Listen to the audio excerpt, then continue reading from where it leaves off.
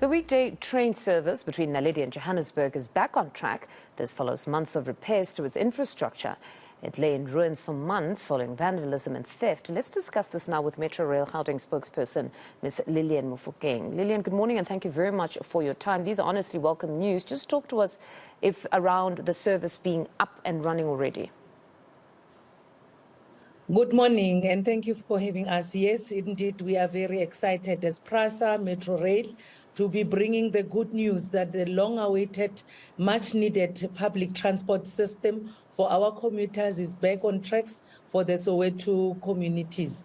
The most important thing is that we are actually running a revamped service with our new fleet of rolling stock that we have seen being rolled out in other lines already in Gauteng. Now it is the turn for Soweto to enjoy that service.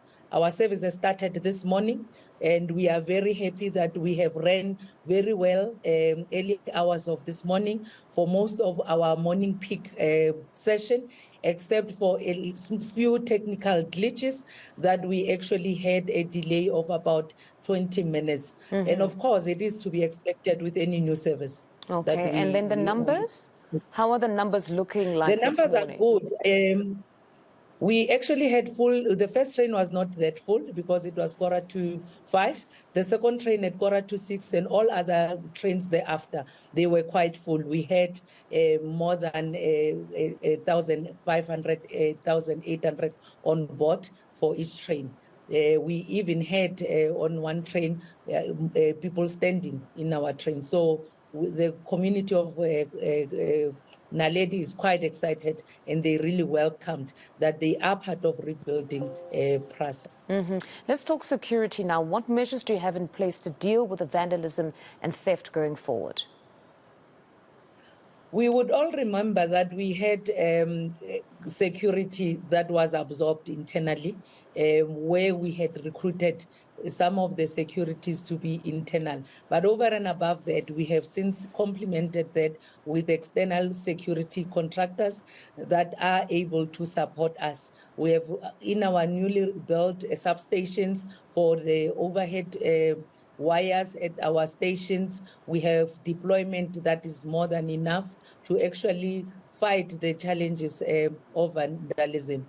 We are very happy because there's law enforcement stakeholder partnerships that we have entered into, and we are really reaping the benefits thereof ever since we have started also in other lines. So we are going to be monitoring that closely and ensuring that we do not drop the ball. We are calling upon communities to work with us in this regard. And then for those on board the train, is security visible there? Because, you know, often we hear so many stories about some people being robbed inside the very trains. I would like to invite you to come into this train so that you can see the security features that we've got now. There is no room for robbery now in our new trains. We've got the security features that are electric, the camera security cameras on board our train, but we also have physical security. So each and every train, it doesn't depart without security and communication ambassadors to ensure that we are there for our commuters when they need us the most, when they are on board our trains.